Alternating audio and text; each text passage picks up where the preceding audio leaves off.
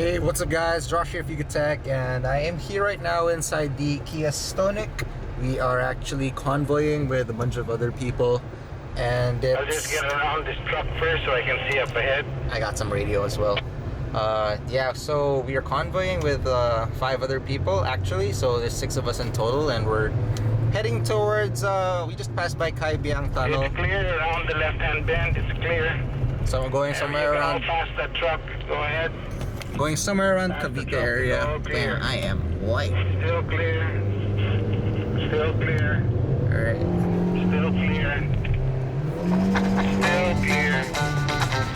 Now the next.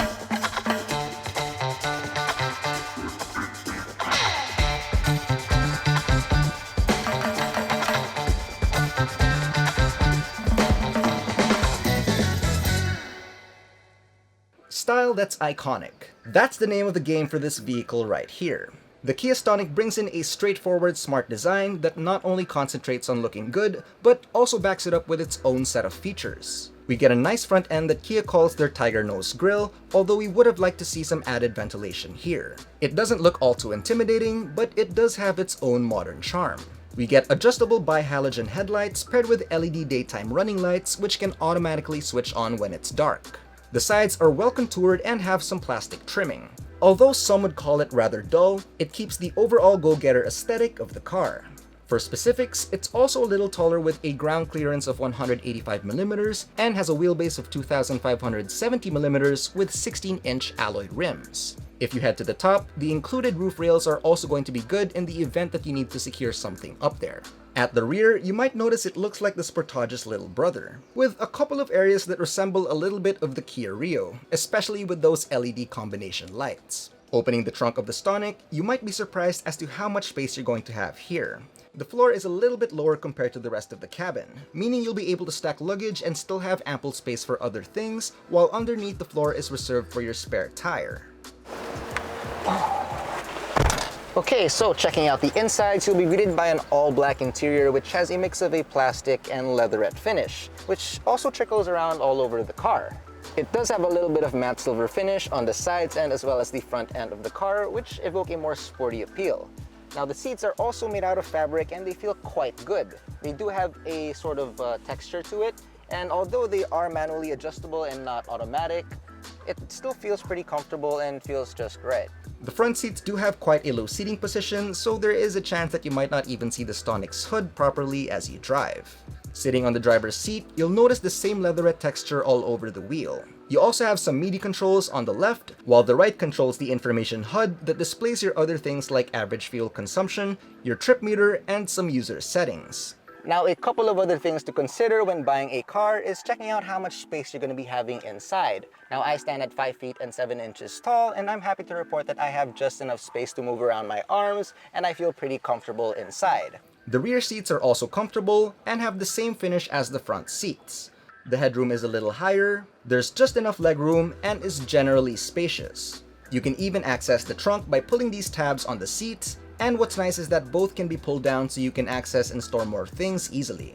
Right smack in the middle of everything is your central display unit / infotainment system. Apart from your standard Bluetooth and radio functions, it also has Apple CarPlay and Android Auto capabilities. It's not wireless, so you're going to have to keep your phone plugged in to be able to use these features. Under the hood, the Kia Stonic is outfitted with a 1.4-liter 4-cylinder engine and is the same kind you will find in all 3 variants. It actually shares the same engine as the Kia Saludo, producing 94 horsepower and 132 Nm of torque for the manual variant, and an extra 5 horsepower for the automatic transmission models.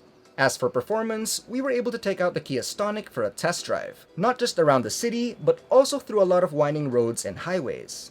We also experimented with different driving styles to get a better overall understanding of how the Stonic rides. Now, performance isn't going to blow anyone's minds away no matter which model you choose. There's a slight delay in acceleration, although we didn't find that to be much of a problem in urban environments.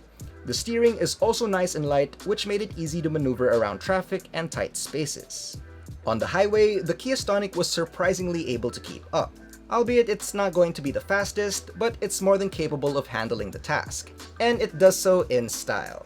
The EXS 6-speed automatic transmission makes for an easy ride. But to bring out the Stonic's full potential, switching to manual mode not only makes the ride more engaging, but it also makes quite the difference in performance, especially when it came to uphills and turns.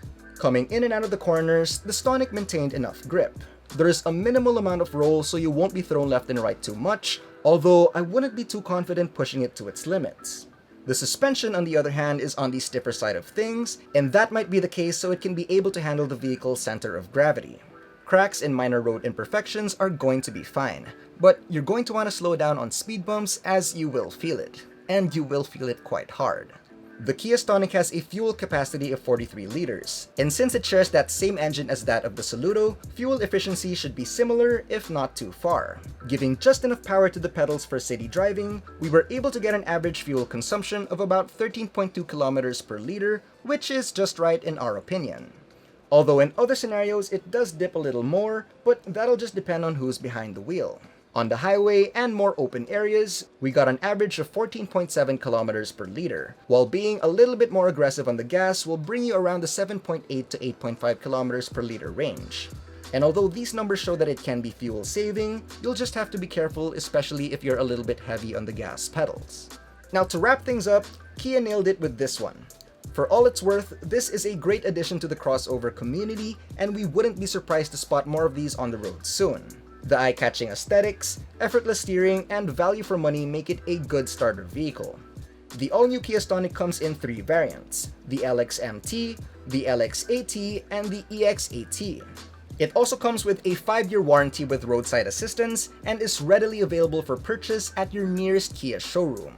So, if you're looking for a brand new ride that has spunk, comfort, and one with a reasonably affordable price, then this stylish crossover would seem like a great option to add to your list. So what do you guys think about the all-new Kia Stonic? Let us know in the comment section down below, and if you enjoyed this video, don't forget to leave a like, subscribe to our channel for more content, hit the bell icon so you don't miss on any future uploads, and be sure to visit ukitech.com for the latest tech news and reviews. Again, this has been Josh, stay safe, and I will catch you guys in the next one.